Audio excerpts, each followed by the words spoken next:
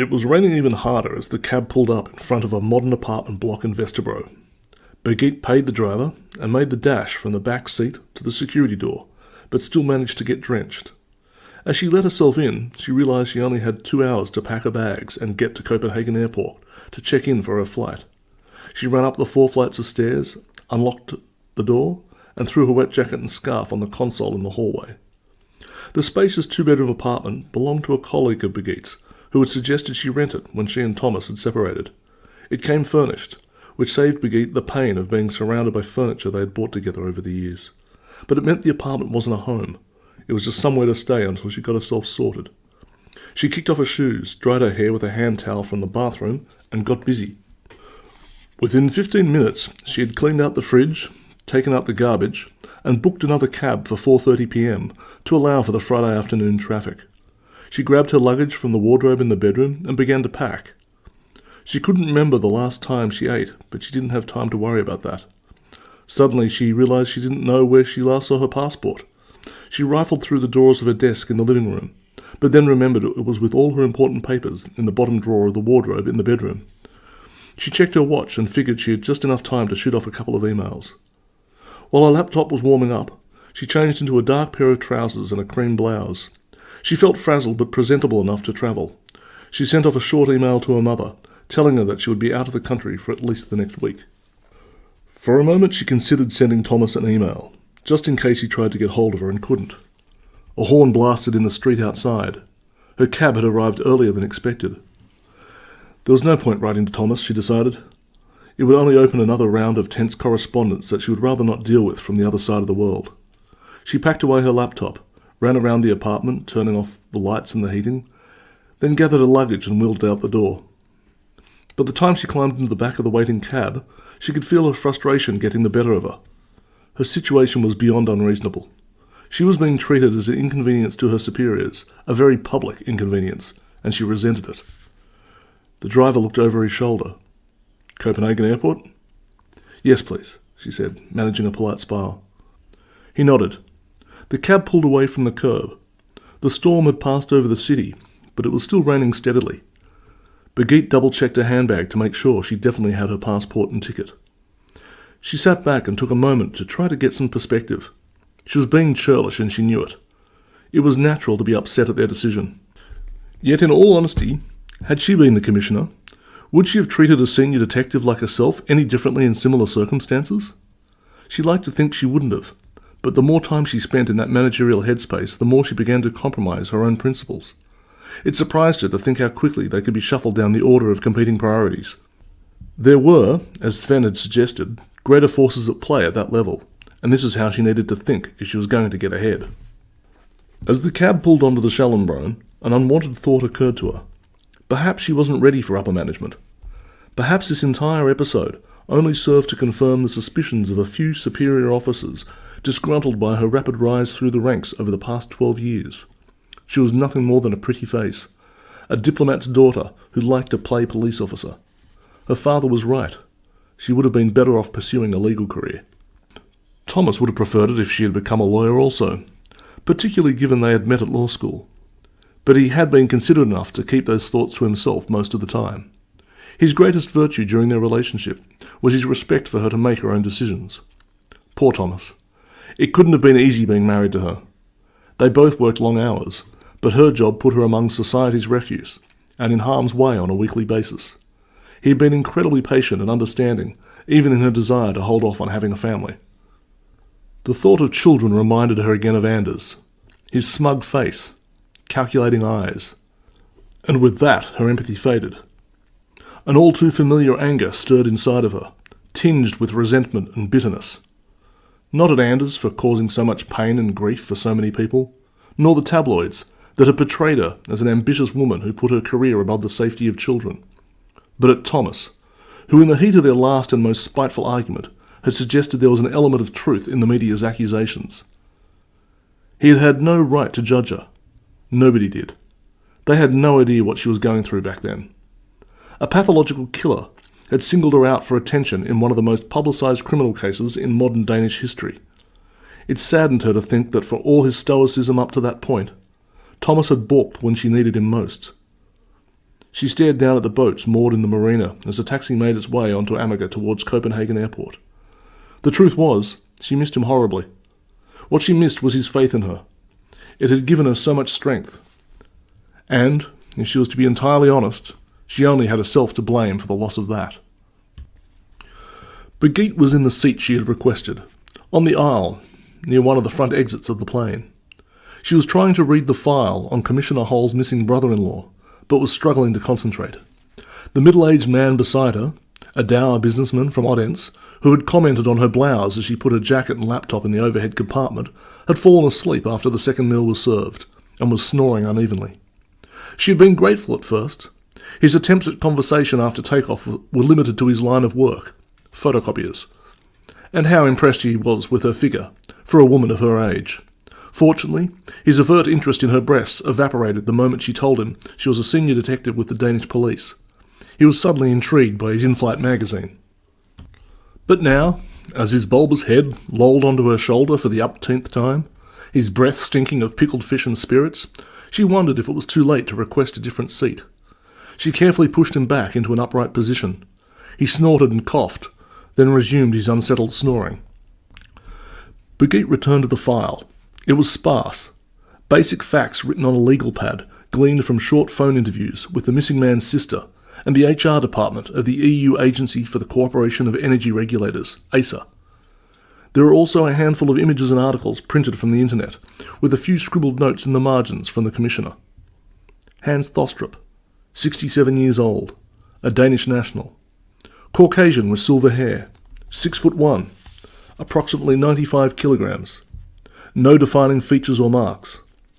The photographs confirmed as much, an office shot for his security pass, a family snap, probably taken at Christmas within the past 5 years, a business magazine profile from the conservative newspaper Berlinsk, and a few press conference images taken from a distance. He would have been attractive in his youth, Birgitte thought. Now he was on the distinguished side of handsome. Intelligent eyes, long nose, strong jawline. He exuded an authoritative air of calm judgment, someone that less capable people would listen to in a crisis. In the Christmas snap, there was a kindness to his face that Birgitte hoped wasn't just a trick of the camera. As Sven had mentioned, Thostrup was a former Director of Natural Resources for ACER.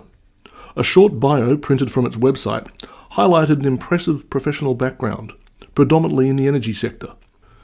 He had joined the EU in 2001 and rose steadily, promoted to more complex portfolios every 18 months or so. It was a distinguished career, no doubt assisted by a Master in Economics from Cambridge University and a Bachelor of Economics with first-class honours from Copenhagen University. He was highly respected by his colleagues and counterparts from other nations. The journalists who regularly covered energy-related stories had summed up his tenure as Director of Natural Resources as a period of global and regional turbulence that he had handled with distinction. According to his sister, Katharine Hull, he was still an avid tennis player and kept himself healthy with long walks around the affluent suburb of Osterbro in Copenhagen, where he had lived for the past 6 years. Birgitte yawned and rubbed her eyes. The cabin air was getting the better of her. It must have been about 1 a.m. back home. She ordered another water from a passing stewardess. Thostrup was married for 33 years. No children. Sadly, his wife, Marguerite Thostrup, an accomplished economist in her own right, had passed away from breast cancer 18 months earlier. Apparently, he had immersed himself in work for several months following the funeral, then suddenly announced his retirement. No one could judge him for this, but his decision to take a holiday in Australia had struck his sister as odd. She hadn't questioned it because she knew he needed time alone, and figured Australia was as good as any place to finally grieve properly. So why Australia, thought Birgitte.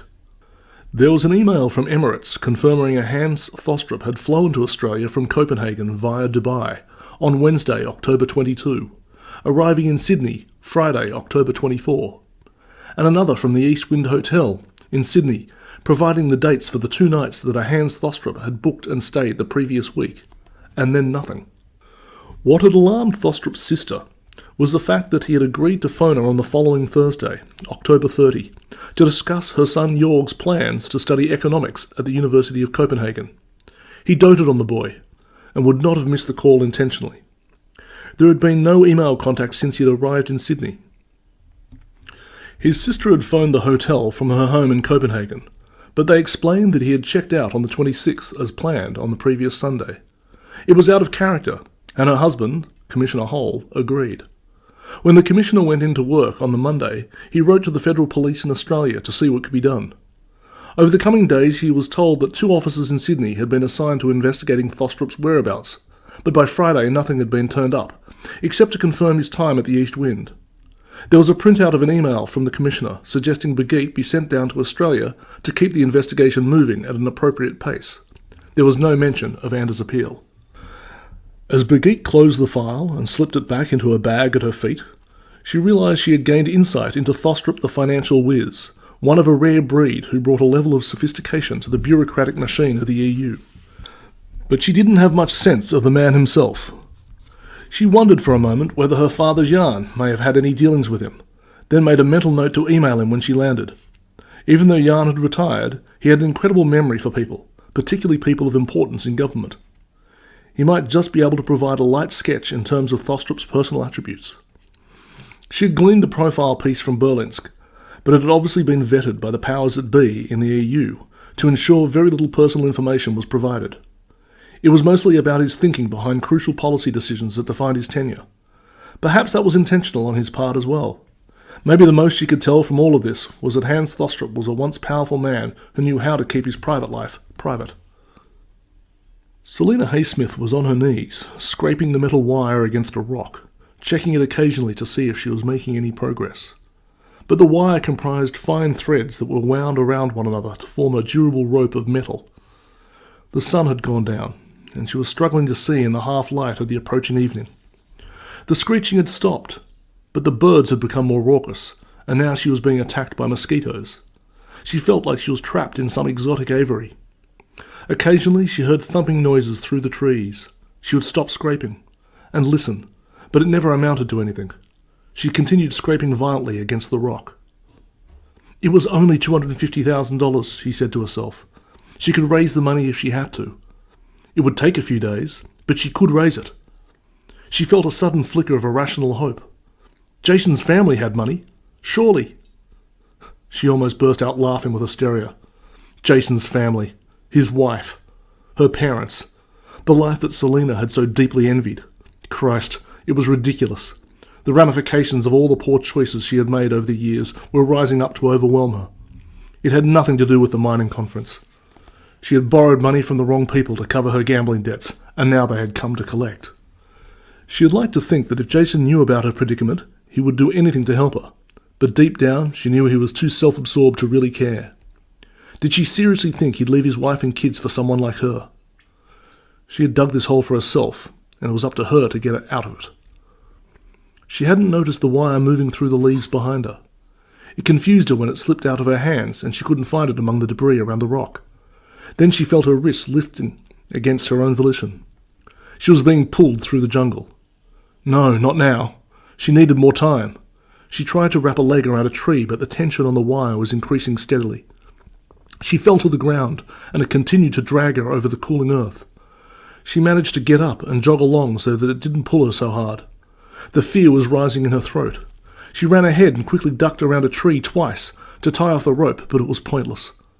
The wire grew taut but continued to retract. There was nothing she could do but let herself be dragged back down the slope. It pulled her to the creek's edge. It was much darker now, but she could just make out the opposite shore. She was on her knees in the mud, weeping into her gag, breathing heavily through her nose. The wire pulled less intently now. She dug her heels into the mud for the sake of not giving in entirely, but it was pointless. She was dragged into the shallows. The wire stopped moving. The water was warm, dark, and soothing on her insect-ravaged skin. She pulled at the wire in the foolish hope that it might come loose, but she only disturbed the water across the width of the creek with her splashing. Then she froze. On the far shore, down by the waterline, something was moving. In the twilight it was difficult to make out what it was, but she heard a hideous, heavy, slithering sound and the slightest splash. Selina Haysmith's mind was a riot of images and thoughts, but her body was perfectly still. Before the water exploded around her, she wondered what had become of the Jimmy Choo shoes she'd been wearing before she was abducted.